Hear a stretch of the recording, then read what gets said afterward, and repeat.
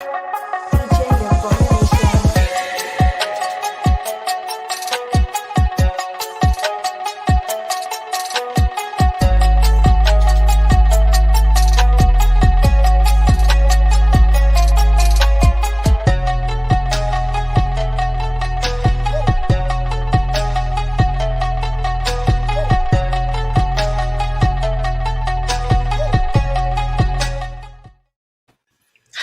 Welcome back to the Team Nerd Herd podcast, where our best advice is if you want to do it right, collect what you like.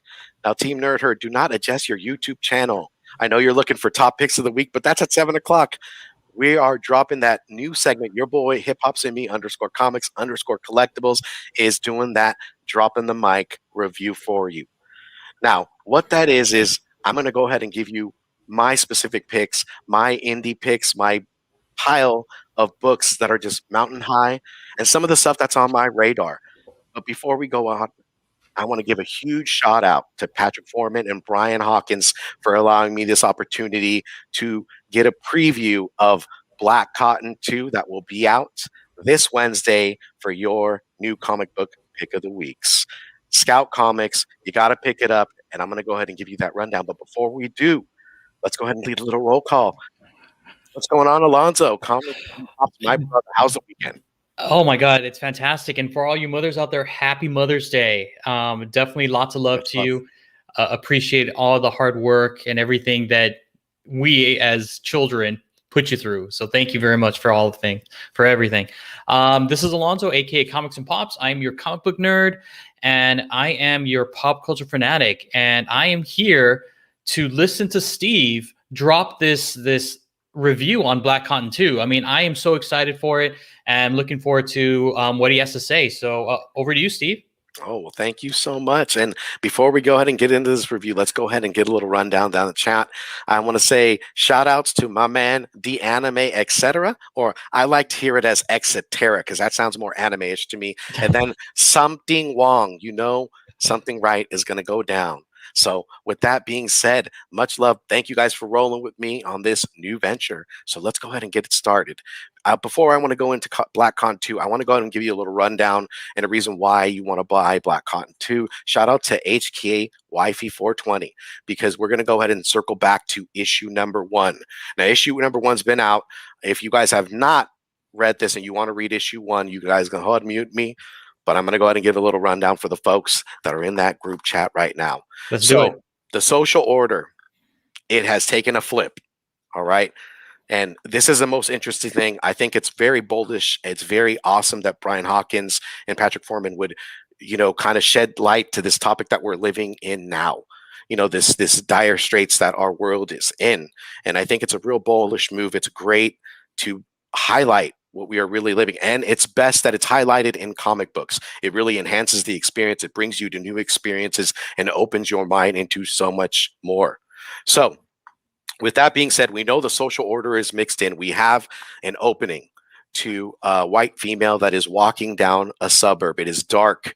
The colors, there's no colors. It's black and white and grays. I will circle back on why I love that. But it opens up to that scene. And she's walking down a suburban alley. You have a cop by the name of Zion Cotton, who we find out in the next panel.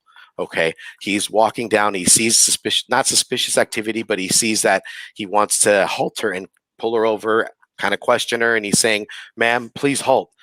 And it's coming from his vantage point. So you're seeing his side of what he's seeing. You're not seeing her and what her scenario is. She turns around, what looks to be like she's having her hands up, but she's turning towards him, and in an instant, she is shot. End panel. That is a very intense scene to open up to. Wow, it sounds like it. So that all happened in issue 1? It all happened in issue 1, and in the meat of it all, it opens up to him being in the newspaper. So he's already hitting the newspapers. It's out there. People are enraged. There's protesting. And the father, by the name of Elijah Cotton, he is a billionaire to what's called Black Cotton. We do not know what that is, but I'm hoping that we're going to find out soon. But he is enraged. He's a billionaire. I think he wants to keep everything a tight lid. He wants to make sure that it doesn't exploit things, and I think it really looks bad in his scenario. And he's not really thinking about his son, of course. He's really, just upset and wanting to tie up the loose ends. So, I mean, within this, oh, what's going on, my man? No Good Comics, Azores Tigers over in Twitch. Say what? He's watching those video game reviews, my brother. Azores Tigers last night. Ooh, Grail. Melted my face right off. Okay, so we're going to go ahead and circle back and get you really nice and warm and fuzzy. So, Sister Kua is asked to kind of tie up these loose ends with her brother, and she's trying to hunt him down. Brother Zion is nowhere to be found. In the midst of this, mother, Mrs. Cotton is flying home. She's aware of the scenario. She is not happy as well. They are really trying to put a tight lid on this, and she's going to do the unthinkable. The end of this issue 1, ends with her going to the hospital, who we find the White family is known as the Nightingales, and she's going to extend her apologies. But not only that, she's also going to tie up these loose ends and to put light of this subject. What's it going to take for you guys to not say anything? And it ends in that panel. Wow. So that was issue 1. So we're talking like the people of color like ourselves are in this like position of strength. Yes. And wow. So they're like you mentioned, right? They're the 1%ers. They're the 1%ers, and they are the billionaire family. Ooh. And I mean, I think there's a lot of expectations. I think they have a legacy when they talk about Black Cotton. Mm-hmm. That is a mantra that I do believe that Brian Hawkins said in our interview. If you guys have not checked that interview, go back and check that Brian Hawkins interview with Alonzo and your boy Rogues Law. It was amazing. We love Brian Hawkins. For sure. Hey, you know what you mentioned too, like the absence of color, the black and white. Do you want to get into some detail about that? Definitely. I think it's an amazing thing to have done. There is a little bit of description of why that happened, but when I first got it, before even interviewing Brian, I wanted to have that comic. I wanted to read it. I wanted to get the dialogue broken out. And what I saw immediately was there is no color lines, right? They want to make sure that they get you invested into the character. They want to suck you into the storyline, and it nailed it. It's exactly what happened. I was in for the reading of the story. And the other thing is, like when you look at black and white, there's a lot of details that go in. There might be something missing in your peripheral. And then they also use kind of like hues of gray. And I think when you look at it, you think of black and white, but then there's that gray area, right, of what's going on in society. Mm-hmm. And I think that's a great play on what they did with this comic book, black and white, and then within the gray area. So it really allows you to, look at it from your vantage point and get a lot from what you're reading. I mean, I think that's the best part of art.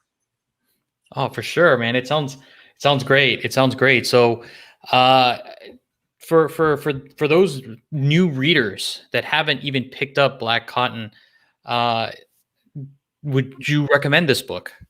I definitely would recommend this if you're looking for something new. I know, we're a lot into Marvel and DC universe. I mean, the movies are coming out, but if you want a different direction, we know that indie titles are killing it right now, and different publishers have been killing it. I know Scout Comics have put out several titles.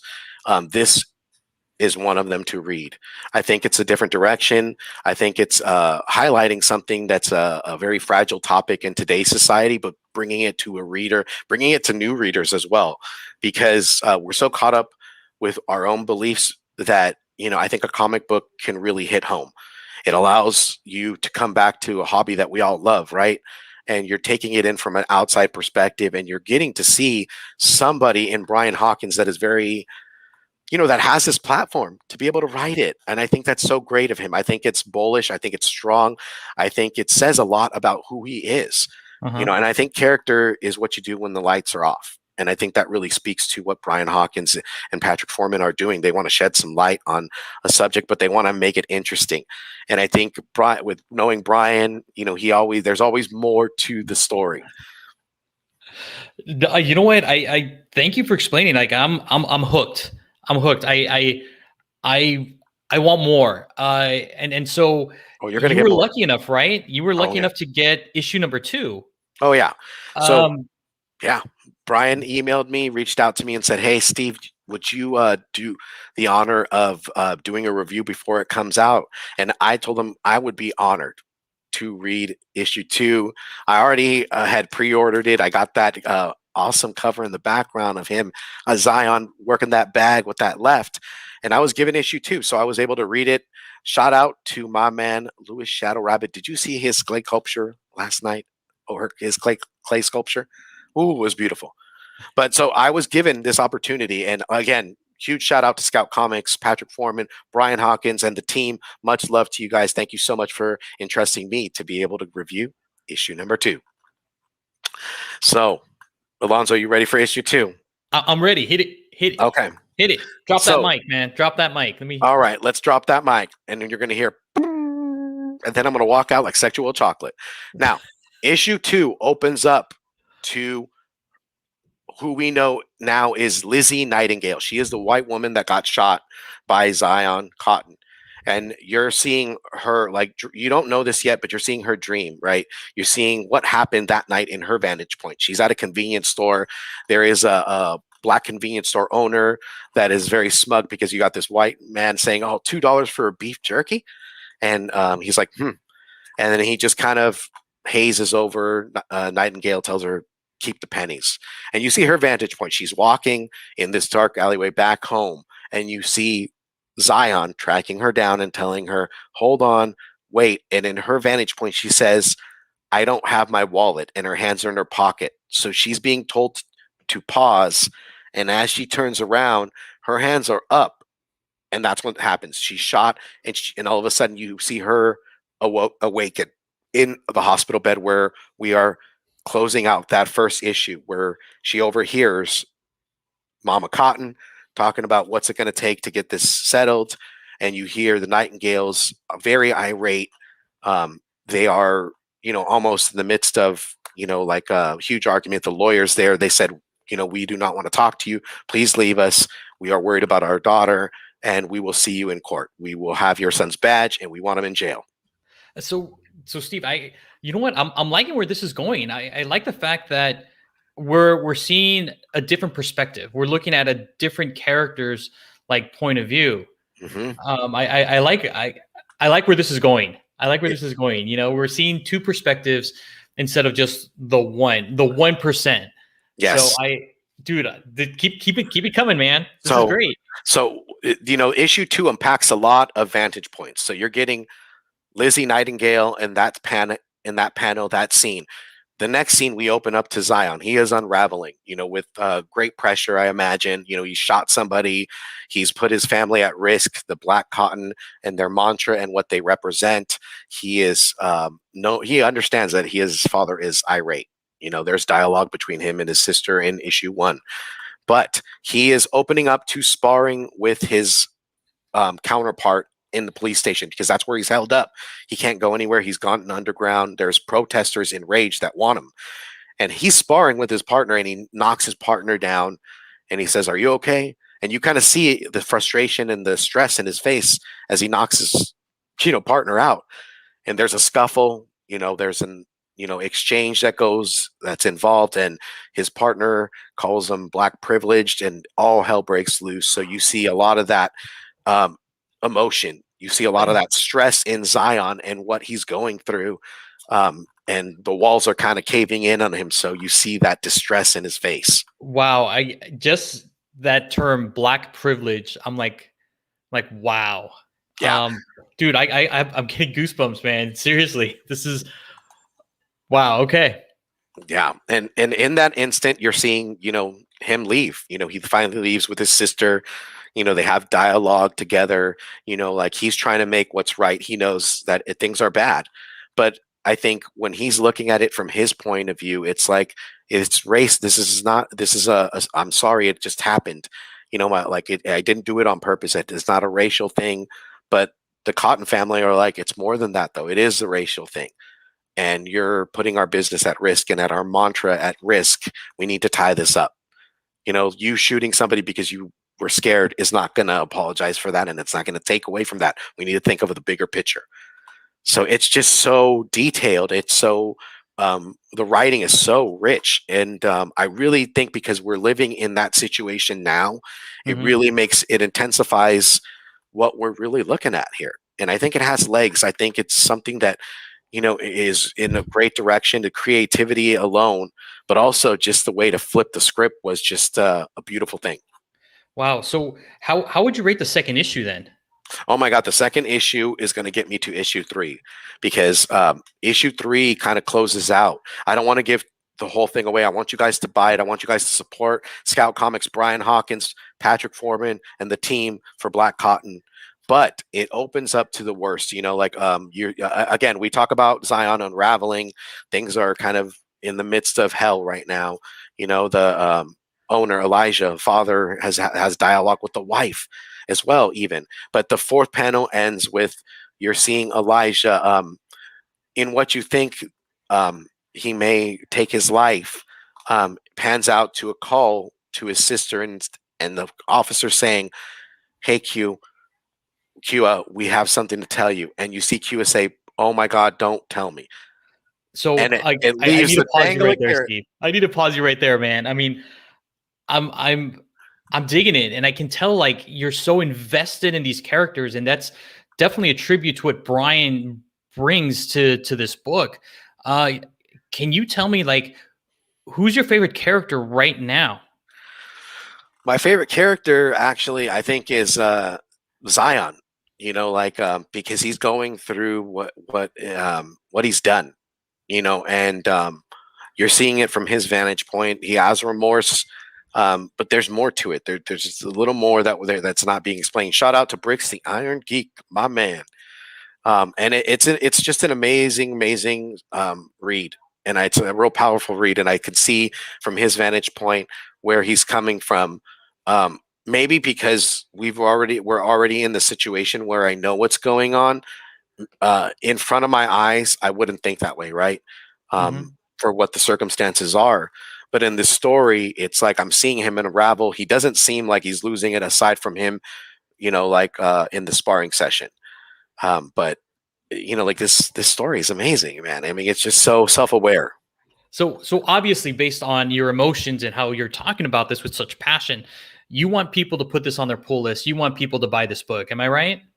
Definitely, definitely. I would highly recommend it. I know, shout out to my man Roger from 3 Men in a Basement. I know Keep It Thorough was also reading this. I know a lot of people are on this in the indie community too. I know Sparks have probably dabbled in it, Caroline maybe. But this is one that you got to pick up. I mean, issue 1 was a great read. I know issue 1 is kind of it's real sensitive subject, but I think if you're looking at it as a fan of comic books, you got to diversify yourself. You got to read everything and have a real good eye for everything. So definitely put it on your poll. Issue 2 is nothing short of amazing because knowing Brian Hawkins, we've talked about this. I know Alonzo and I know JR felt this way, and we've told them ourselves, we hate you for leaving us dangling.